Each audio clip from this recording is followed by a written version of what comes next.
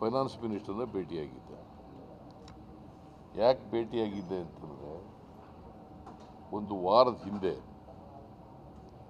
16 finance commission ಚೇರ್ಮನ್ನು ಮತ್ತು ಮೆಂಬರ್ಸ್ಗಳನ್ನ ಭೇಟಿ ಮಾಡಿದ್ದೆ. ನಾನು, ಚೀಫ್ ಸೆಕ್ರೆಟರಿ, ಫೈನಾನ್ಸ್ ಇಲಾಖೆಯವರು ಮತ್ತು ರಾಯರೆಡ್ಡಿ ನಾವೆಲ್ಲರೂ ಕೂಡ ಭೇಟಿ ಮಾಡಿದ್ದೆ. ಭೇಟಿ ಮಾಡಿ ಅವರಿಗೆ 2ನೇ ಮೆಮೊರಾಂಡಮನ್ನು ಕೊಟ್ಟು, ಅಡಿಷನಲ್ ಮೆಮೊರಾಂಡಮನ್ನು ಕೊಟ್ಟಿದ್ದು. ಕೊಟ್ಟು ನಮಗೆ 15ನೇ ಹಣಕಾಸಿನಲ್ಲಿ ಭಾಳ ಅನ್ಯಾಯ ಆಗಿದೆ. 14ನೇ ಹಣಕಾಸಿಗಿಂತ 15ನೇ ಹಣಕಾಸಿನಲ್ಲಿ ನಮಗೆ 14ನೇ ಹಣಕಾಸಿನಲ್ಲಿ 4.7% ಹಾರಿಜಾಂಟಲ್ ಆಗಿ ಟ್ಯಾಕ್ಸ್ ಡೆವಲ್ಯೂಷನ್ ಆಗಿತ್ತು. 15ನೇ ಹಣಕಾಸಿನ ಆಯೋಗದಲ್ಲಿ 3.6 ಆಗಿದೆ. ದಟ್ ಮೀನ್ಸ್ ಟು ಸೇ 1.1% ಕಡಿಮೆ ಆಗಿದೆ. ಅದರಿಂದ ಸುಮಾರು 23%ಗೂ ಹೆಚ್ಚು ನಮಗೆ ಕಡಿಮೆ ಆಯಿತು. ನಮಗೆ 5 ವರ್ಷದಲ್ಲಿ 80,000 ಕೋಟಿ ರೂಪಾಯಿ ಕಡಿಮೆ ಆಯಿತು. ಟ್ಯಾಕ್ಸ್ ಡೆವಲ್ಯೂಷನ್ನಲ್ಲಿ 68,000 ಕೋಟಿ ಮತ್ತು ಸ್ಪೆಷಲ್ ಗ್ರ್ಯಾಂಟ್ಸ್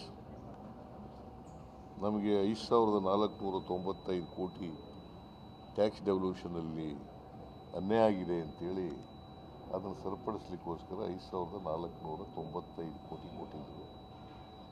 ಆಮೇಲೆ ಪೆರಿಫೆರಲ್ ರಿಂಗ್ ರೋಡ್ಗೆ 3,000 ಕೋಟಿ, ವಾಟರ್ ಬಾಡೀಸ್ಗೆ ಬೆಂಗಳೂರಿನಲ್ಲಿರ್ತಕ್ಕಂಥ ಕೆರೆಗಳು, ಸರೋವರಗಳನ್ನು ಅವರು ಅಭಿವೃದ್ಧಿಪಡಿಸಲಿಕ್ಕೆ 3,000 ಕೋಟಿ, ಒಟ್ಟು 11,495 ಕೋಟಿ, ಒಟ್ಟು 68,000 ಪ್ಲಸ್ 11,495, ಸುಮಾರು 80,000 ಕೋಟಿಯಷ್ಟು ನಮಗೆ ಕಡಿಮೆ ಆಯಿತು 5 ವರ್ಷದಲ್ಲಿ. 80,000 ಕೋಟಿ ಅಂದರೆ it's not a small amount, it's a very big amount ಅಲ್ವಾ? ಅದಕ್ಕೆ ನಮಗೆ ಆ ಥರ ಆಗಬಾರ್ದು, ಅದನ್ನು ಅನ್ಯಾಯ ಆಗಬಾರ್ದಾಗಿ ನೋಡ್ಕೊಳ್ಳಿ. ಆಮೇಲೆ ಕರ್ನಾಟಕದಲ್ಲಿರ್ತಕ್ಕಂಥದ್ದು ನಾವು ಟೋಟಲ್ ಪಾಪ್ಯುಲೇಷನ್ನಲ್ಲಿ 5% ಇದ್ದೀವಿ.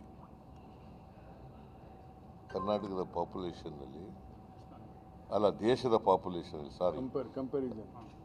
ದೇಶದ ಪಾಪ್ಯುಲೇಷನ್ನಲ್ಲಿ ಕರ್ನಾಟಕದ ಪಾಪ್ಯುಲೇಷನ್ 5% ಇದೆ. ನಾವು GDPಗೆ 8.7% ಕೊಡ್ತಾ ಇದ್ದೀವಿ. 11-12ರಲ್ಲಿ 7.6% ಇದ್ದದ್ದು, 11-12ರಲ್ಲಿ 7.6% ಇದ್ದದ್ದು, ಈಗ 8.7% ಕಾಂಟ್ರಿಬ್ಯೂಷನ್ ಕೊಡ್ತಾ ಇದ್ದೀವಿ. ನಾವು ಇಷ್ಟೆಲ್ಲ GDPಗೆ ಜಾಸ್ತಿ ಕೊಟ್ಟರು ಕೂಡ ನಮಗೆ, ಆಮೇಲೆ GSTನಲ್ಲಿ we are second in the country. GSTನಲ್ಲಿ we are second in the country. Maharashtra number 1, Karnataka number 2. GDPನಲ್ಲಿ we are third in the country. GDPನಲ್ಲಿ, GDP ಅಂದ್ರೆ ಗೊತ್ತಲ್ಲ, ಗ್ರಾಸ್ ಡೊಮೆಸ್ಟಿಕ್ ಪ್ರಾಡಕ್ಟ್, ಆಂತರಿಕ ಉತ್ಪನ್ನ. ಆಂತರಿಕ ಉತ್ಪನ್ನದಲ್ಲಿ we are third in the country. GST ಕಲೆಕ್ಷನ್ನಲ್ಲಿ we are 2 in the country. ಅದರಿಂದ ಗ್ರೋತನ್ನು ಗಮನದಲ್ಲಿ ಇಟ್ಟುಕೊಂಡು ಮಾಡಿ. ಯಾವ ರಾಜ್ಯ ಹೆಚ್ಚು ಬೆಳವಣಿಗೆಗೆ, ಆರ್ಥಿಕ ಬೆಳವಣಿಗೆಗೆ ಕಾಂಟ್ರಿಬ್ಯೂಟ್ ಮಾಡ್ತದೆ, ಅದನ್ನು ಗಮನದಲ್ಲಿ ಇಟ್ಟುಕೊಳ್ಳಿ. ಆಮೇಲೆ ಈ ಪರ್ ಕ್ಯಾಪಿಟ ಇನ್ಕಮ್ ಇದೆಯಲ್ಲ, ಅದನ್ನು 45% ಮಾಡಿಬಿಟ್ಟಿದ್ದೀರಿ, ಅದನ್ನು 20% ಮಾಡಿ. ಪರ್ ಕ್ಯಾಪಿಟ ಇನ್ಕಮ್ ಅದನ್ನು ಒಂದು ಗಣನೆಗೆ ತಗೊಂಡಿರ್ತಕ್ಕಂಥ ಮಾನದಂಡ ಇದೆಯಲ್ಲ, ಆ ಮಾನದಂಡನ 20%, 40%, 45% ಮಾಡಬೇಡಿ. ಆಮೇಲೆ